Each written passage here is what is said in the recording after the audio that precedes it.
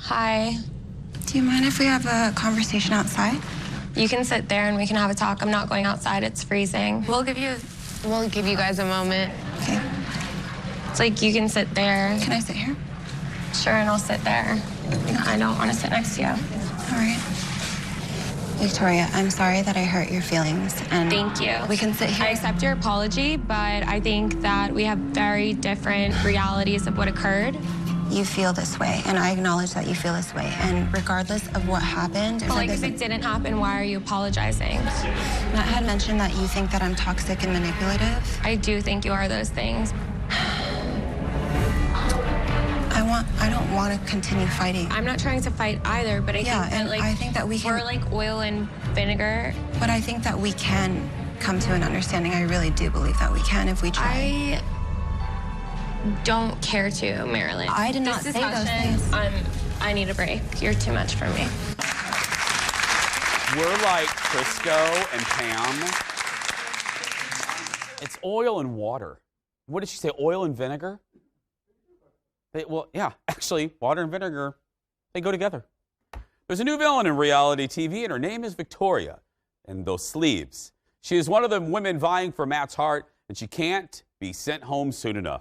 It's week 2 on The Bachelor, and the first dates are in the books. Is Matt getting any closer to finding his lobster? That can only mean one thing. Once again, roll it, Leo. It's time for America Loves Ted. Ladies and gentlemen, joining us from Bachelor headquarters is producer Ted Johnsen. Ted, she's awful. She might be one of the worst people ever on this show. You know who she reminds me of, Ted? The entitled brat that snapped at Gayle King. Yes. You know, they both come from the same entitled. She just looks like she was given everything she ever, you know what I mean? Like a brat. Just and a little daddy hat. Yeah.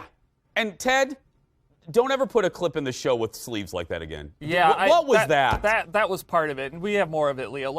In case they missed it. Victoria is there. I mean, even the cameraman's trying to get him out of the frame. But here's the thing with Victoria. A lot of times these villains come on, and it works because they're horrible people, but it's believable that they could possibly win in the end. Yeah. This isn't believable. She doesn't stand a chance. She is just doing this. She is a plant to juice things up, to get things interesting. She needs to go. Yeah, so you firmly believe that she's there just so goobers like you and I talk about her. Yeah, she has no chance. Okay, let's move on. I mentioned date 1's in the books.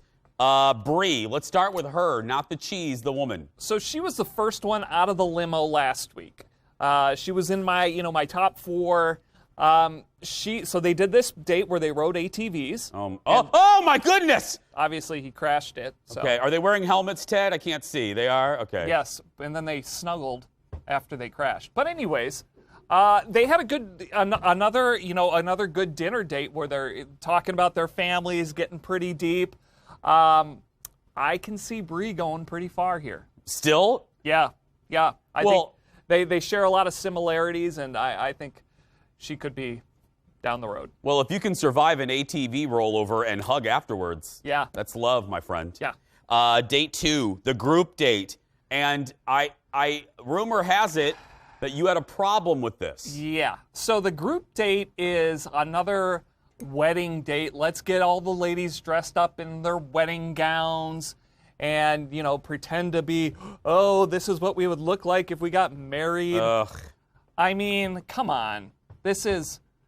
So here's the thing.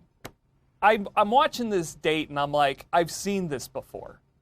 So I come into work today. Yeah.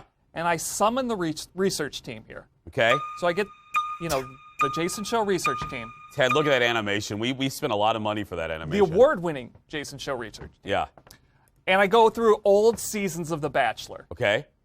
Or they do. And so here we go, Leo. Let's show. So we've got. Go to the next clip.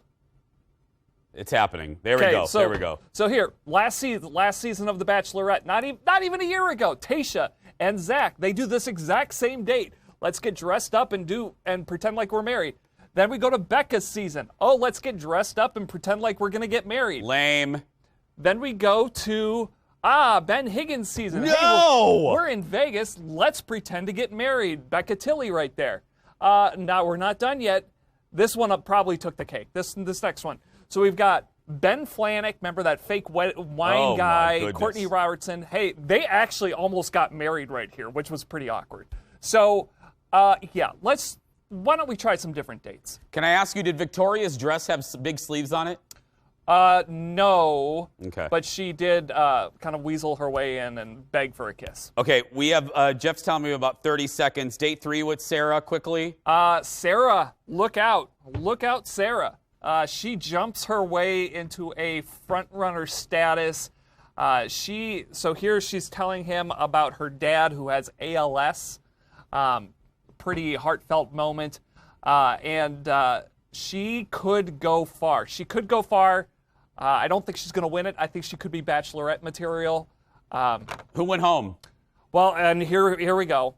It was a to-be-continued episode because Sarah, who already had a rose, passed out during the rose ceremony. Oh, my goodness. Does she survive next week? Does she survive?